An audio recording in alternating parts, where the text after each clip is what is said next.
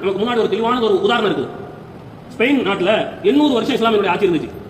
இஸ்லாமியருடைய ஆட்சியை இல்லாமல் செய்வதற்கான முதல் வேலையாக அங்கே யூதர்கள் என்ன செய்தாங்கன்னா, யூத அறிஞர்கள் ஒரு சிலர் என்ன செய்றாங்க, ஒரு குழுவாக போய் ஸ்பெயின்ல இருக்கிற 2 தலை சிறந்த ஆளுங்களை, மக்களால் அறியப்பட்டவர்களை சந்திக்கிறாங்க. ஒவ்வொருத்தரையும் தனித்தனியாக சந்திக்கிறாங்க. ஒருத்தரை சந்திச்சதை இன்னொருத்தர் கிட்ட சொல்லல.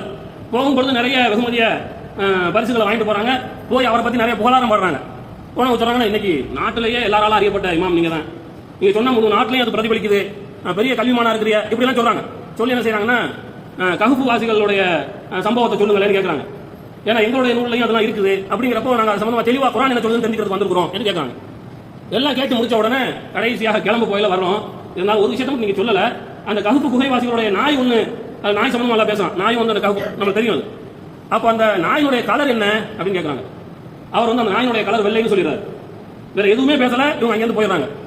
இவங்க முடிவு செய்து வைத்திருந்த அந்த இன்னொரு பிரபலியமான இமாம்கிட்ட போறாங்க. இன்னொரு நாள் அவர்கிட்ட போய் அவருக்கும் பரிசுகளை கொடுத்து அவர்கிட்டையும் நல்லபடியா பேசி அவர்கிட்ட கடைசியா கலந்து வரையில் என்ன கேட்கறாங்கன்னா, அந்த புகைவாசிகளுடைய நாய் வந்துட்டு அதனுடைய கலர் என்னன்னு கேட்டோம்னா அவர் கருப்புன்னு சொல்றாரு.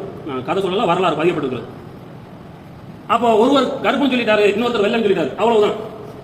அது கருப்பா இருந்தாலும் வெள்ளையா இருந்தாலும் நமக்கு நஷ்டமே இல்லையே.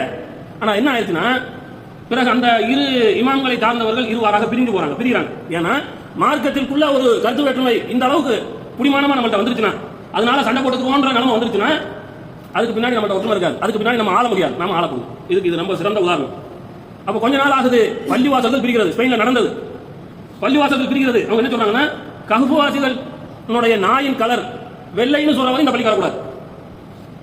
யார் கஹ்ஃப் வாசிகளுடைய குகையில அந்த நாயினுடைய கலர் கருப்புன்னு சொல்றாரோ அவர் எங்க பள்ளி வரக்கூடாது. இந்த நிலைமை மாறிச்சு. இதுக்கப்புறம் என்ன நடக்கும்னா, அவர்கள் தங்களுக்குள்ளாக சண்டை போட்டுக்கிட்டு, இந்த சண்டைக்கெல்லாம் யாரா காரணம் திரும்பி பார்த்தா அந்த 2 ஆலிம்கள் இருக்கிறாங்க, அல்லது 2 ஆலிம்களை சார்ந்த இன்னும் பிற ஆலிம்கள் இருக்கிறாங்க. உங்களுக்கு வந்துச்சே கோபம். அந்த 2 ஆலிம்களையும் அவர்களோடு இருந்த அவர்களுக்கு ஊதுமையாக இருந்த ஆலிம்களையும் வெட்டி சாய்க்கிறார்கள். ஆலிம்களின் ரத்தம் ஓட்டப்பட்டது ஸ்பெயின்ல. கணியத்திற்குரியவர்களே, அதற்கு பின்னாடி உம்மத்துல ஒற்றுமை இல்ல. அதன் விளைவாக ஸ்பெயின்ல நம்ம ஆட்சி இல்ல. ஸ்பெயின்ல ஒரு பள்ளிவாசல்கள் கூட வணங்கப்பட தகுதியற்றதாக பூட்டி கிடந்துச்சு. இப்ப நிலைமை மாறி இருக்குன்னு வச்சுங்களேன். பல்லாயிரக்கணக்கான பள்ளிவாசல்கள் பூட்டப்பட்டு போனன. இதற்கு பின்னணியில இதுதான். நாம எந்த மார்க்கத்தில் இருக்கிறோமோ அதுல குடிமனமாக இருந்தனே. சின்ன கருத்து வேற்றுமை கூட வழிவிடக்கூடாது. கருத்து வேற்றுமை வந்தா கூட அதை கருத்து வேற்றுமையாக விட்டுட்டு போயிருந்தோமே தவிர அது தாண்டி செய்யக்கூடாதுங்க. 2 கூறாக பிரிந்து கூட சண்டை போடக்கூடாதுங்கிறது நமக்கு தெளிவா தெரியுதா? இன்ஷால்லா நீங்க தோப்போம். இதுல மார்க்க சட்டங்களை உரிய இடத்துல கேட்டு தெரிஞ்சுக்குவோம். சந்தேகம் வரையில சந்தேகத்தோட நம்ம இருக்கக்கூடாது. எதுல சந்தேகம் வந்தாலும் சரி, அதுல நல்லா தெளிவாக என்ன செஞ்சு